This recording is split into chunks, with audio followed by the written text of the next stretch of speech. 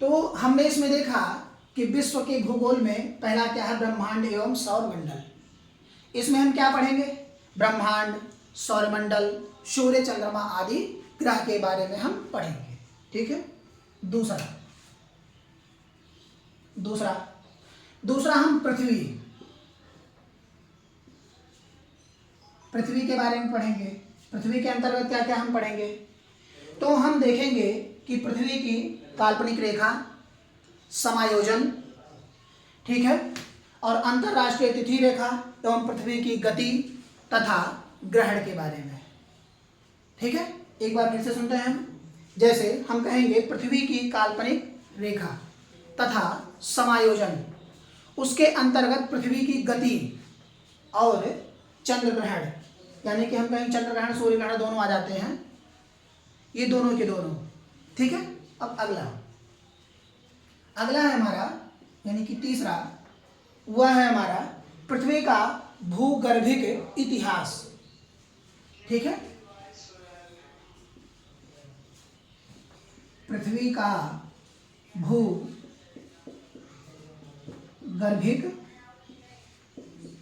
इतिहास।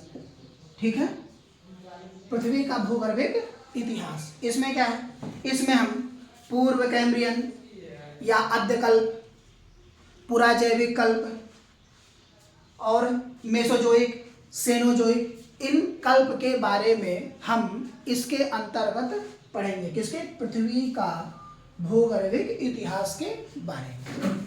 ठीक है। अगला है चौथा,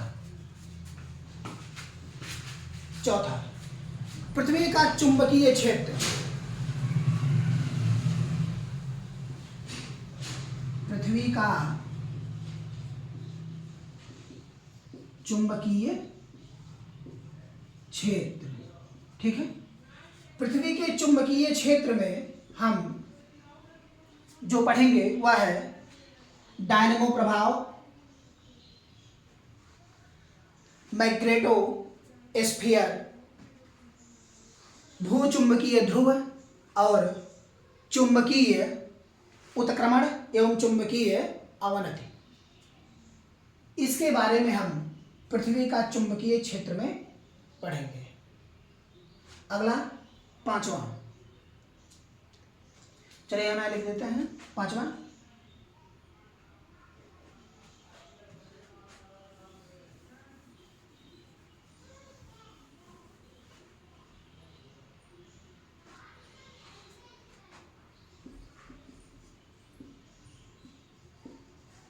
पृथ्वी की आंतरिक संरचना। पृथ्वी की आंतरिक संरचना, इसमें तो पृथ्वी का आंतरिक भाग, ठीक है, उसके बाद पृथ्वी की परतें और चुंबकीय असंबद्धता क्षेत्र, इन तीनों को हम पृथ्वी की आंतरिक संरचना में पढ़ेंगे। छठवां, इसमें खनिज पदार्थ था चट्टान, खनिज पदार्थ तथा चट्टान, इसको हम पढ़ेंगे। इसमें जितने भी प्रकार के चट्टानें या उनके वर्गीकरण या शिलाचक्र ये सब आते हैं, इनको हम इसके अंतर्गत पढ़ेंगे। ठीक है। उसके बाद है सातवां, यह है आपका भू आकृति विज्ञान के विषय, या हम कहते हैं भू आकृति विज्ञान के नियम या सिद्धांत। भू आकृति विज्ञान के सिद्धांत, इसको चाहे सिद्धांत कहिए या नियम कहिए, दोनों नियम, दोनों। ठीक है, इसको हम पढ़ेंगे। उसका आपका है आठवां है आपका भू आकृति प्रक्रिया। भू आकृति प्रक्रिया। ठीक है, इसमें हम बहिर्जात बल और अंतर्जात बल इन दोनों को पढ़ेंगे, यानी कि बाहरी शक्तियां और आंतरिक शक्तियों के बारे में भू आकृति प्रक्रिया में। ठीक है, अब इसके आगे हम चलते हैं 9वां, जो हम लोगों को पढ़ना है। ठीक है,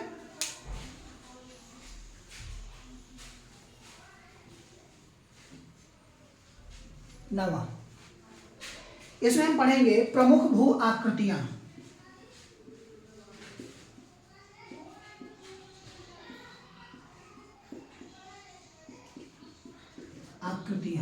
ठीक है, जैसे क्या है, अब आप लोग देखते होंगे थोड़ा थोड़ा मैं अलग अलग करके सारी चीजें लिख रहा हूं, लेकिन क्यों? अगर इसी को हम मिसलेनियस बना दें तो सबको एक में ही पढ़ना पड़ेगा, लेकिन अगर हम उसी चीज को अलग अलग करके तोड़ तोड़ करके पढ़ें तो वह हमें ज़्यादा समझ में आता है। जैसे अगर हम कहते कि भू आकृति प्रक्रिया में ही प्रमुख भू आकृतियां, हम इसको दोनों ज्वाइंट कर सकते थे, या इसी में हम कहते भू आकृति विज्ञान के सिद्धांत या नियम, और उसी में हम प्रक्रिया और भू आकृतियां हम दोनों डाल देते हैं। लेकिन नहीं, ऐसा क्या है, जब हम किसी चीज को अलग अलग करके समझते हैं तो वह हमारे दिमाग में बहुत अच्छे से फीड हो जाता है, जिससे हमें आगे पढ़ने में बहुत अच्छे से सहायता प्रदान होती है। लेकिन अगर हम यही चीज कहें कि जैसे हम सबको एक साथ मिला करके पढ़ लें, तो जब हम एक साथ मिला करके सबको पढ़ने लगते हैं तो हम क्या पाते हैं कि वो हमारे समझ में नहीं आता और हमारे दिमाग में स्टोर भी नहीं होता।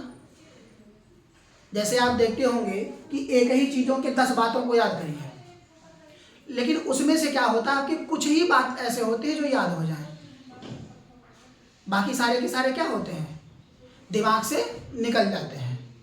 भाई सब्जेक्ट हमको बहुत ज़्यादा पढ़ना है, आना उसमें क्वेश्चन 2-4 ही हैं, ज़्यादा आने हैं नहीं। तो जब हम इसको अलग अलग करके पढ़ेंगे तो हमें एक एक तरीके के एक एक चीज़ों को पढ़ने में काफ़ी आसानी प्रदान होगी, और जब वह आसानी प्रदान होगी तो हमें वह सब्जेक्ट अच्छे से इक्वल समझ में आएगा। नहीं तो अभी हम पृथ्वी की आंतरिक संरचना, यहाँ देखिए खनिज पदार्थ, चट्टान, ये सब क्या है, पृथ्वी के ही तो निक्षेप हैं, या पृथ्वी पे ही तो ये सारे सब कुछ हैं। उसी के आंतरिक संरचना, उसी की आकृतियां, उसी के नियम सिद्धांत, सब कुछ अलग अलग कर रहे हैं। इससे आप लोगों को अच्छे से समझ में आएगा, और जब समझ में आएगा तो आपको पेपर करने में काफी आसानी होगी। ठीक है, क्लियर हुआ? आगे हम चलते हैं। तो इसमें प्रमुख भू आकृतियां, इनमें हम क्या करेंगे, पर्वत, पठार, मैदान, और उसके बाद इसमें झीलें, इन सब के बारे में हम विस्तार पूर्वक इसमें पढ़ेंगे अच्छे से। तो वह हमें कभी भी गायब नहीं होगा हमारे दिमाग से। क्लियर हो गया ना? चलिए आगे हम चलते हैं। अब जैसे प्रमुख भू आकृतियां, अब इसी के बाद हम लघु भू आकृति पढ़ेंगे, यानी कि छोटे छोटे। तो छोटे छोटे जो हैं वो बहुत सारे हैं, थोड़े से तो हैं नहीं, और इसी आकृतियों में अगर हम उनको मैच करवा देते तो हम इसमें बड़े को पढ़ लेंगे तो छोटा हमारा एक सीक्वेंस में आ जाएगा। यानी कि अलग करके हम उस चीज़ को क्या कर सकते हैं, पढ़ सकते हैं अच्छे से उसको हम क्या कर सकते हैं, एब्जॉर्ब कर सकते हैं, अपने दिमाग में स्टोर कर सकते हैं अच्छे से। क्लियर हुआ आप लोगों को? चलिए आगे चलते हैं। यानी कि अगर हम बात करेंगे अब 10 नंबर, इसमें हम क्या पढ़ेंगे, लघु भू आकृतियां। लघु भू आकृतियां, ठीक है। अब इसके अंतर्गत हमको बहुत सारे चीजों को पढ़ना है, जैसे नदी अपरदन से बनी आकृतियां, सागरीय जल द्वारा बनी अपरदन से आकृतियां, चूने के चट्टानों प्रदेशों में इससे बनी भू आकृतियां, ठीक है, या स्थल आकृतियां, हिमानी भू आकृतियां, मरुस्थलीय भू आकृतियां। तो ये सब जो सारी की सारी आकृतियां हैं वो हम कहाँ पढ़ेंगे, लघु आकृतियों में, यहां पर हम पढ़ेंगे। तो ये हमारा क्या होगा, क्लियर होगा, अच्छे से होगा। ठीक है, अब चलते हैं अगला। अगला हम लोगों का, यहां आप लोगों का नोट हो चुका है, इसको मिटा देते हैं।